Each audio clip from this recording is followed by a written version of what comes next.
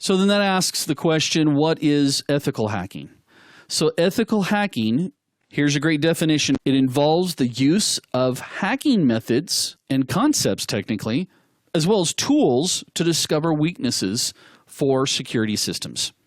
So as I mentioned before, an ethical hacker is one who is designed to think like an attacker or like a criminal profiler.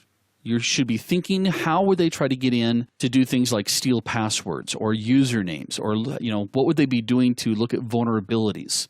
Now, not all attacks come from the digital side of our infrastructure. Sometimes it's done through physical, which we'll talk about when it comes to things like social engineering. We'll also talk about something called dumpster diving. It's not something I do at lunchtime. But maybe I should. No, I'm kidding. Now, typically, ethical hackers are going to be contracted, or they may actually be employed directly by the company itself to periodically go through and test the security of your infrastructure or of the infrastructure. Again, they're going to use the same tactics that hackers use, but the big difference is that they're going to have the permission. And that gets us into talking about what is it that an ethical hacker, or what skills an ethical hacker should have. Well, one of the skills that you should have is obviously you should be an expert with programs and networks. You should truly understand how TCP/IP works, even down to the binary level. Here's a great question for you. Do you know what the ANDing process is? That's capital ANDING. Go look it up. It's an interesting concept. It's the process that a computer goes through to determine if its destination is local or remote, if it needs to go through a router, or if it can just do a broadcast. That's the level that you need to have.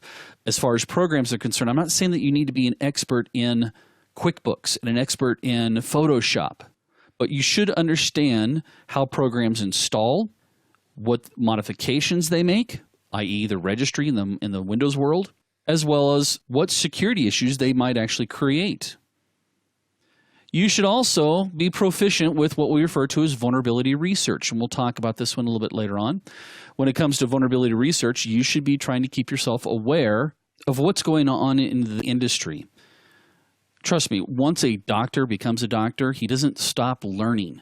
He doesn't stop learning about the new technology, the new procedures. Same thing with an attorney. He doesn't stop learning.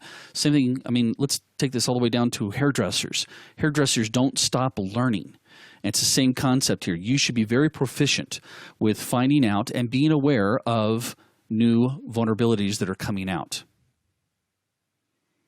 You should also be someone who understands most of the hacking techniques being utilized, because that's going to be your job, is going out and trying some of these techniques on a particular target. And as I mentioned before, just knowing about the techniques doesn't mean that you truly understand them. There's always little tweaks that you can learn, or that will actually come in handy instead of just reading about it. And they should be hacking techniques across the board. It shouldn't be vendor specific, meaning I'm not going to just learn Windows attacks, because I might have, well, I guess maybe unless I have only Windows boxes in my environment, but then what about my routers? I need to find out different hacks that can be used against my routers. Even my IDS systems, I need to know what vulnerabilities. Yes, there are vulnerabilities in IDS systems. Trust me, the vendors come out with patches all the time. We also need to make sure that we adhere to a strict code of conduct. Now, I know I've harped on this one several times, but guess what? Yes, you're going to hear about it again. Now, remember, there's a fine line between an ethical hacker or an attacker. Typically, again, we separate it based off of intention.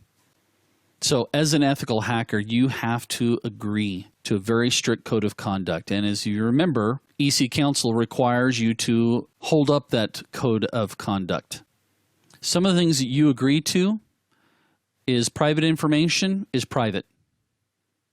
You are not allowed to go off and collect the information, give it, sell it, transfer it to another third party, or do anything without prior consent from the owner of that information. You also will make sure that you disclose to the appropriate people. This could be not only the owners of the company or your boss, but also possibly the authorities. And when I say the authorities, yes, I'm talking about the police. of any type of dangers to not only intellectual property, but also client information. It's a federal crime, folks, to steal information that has been deemed private. In the words of a famous movie, that's all I'm going to say about that.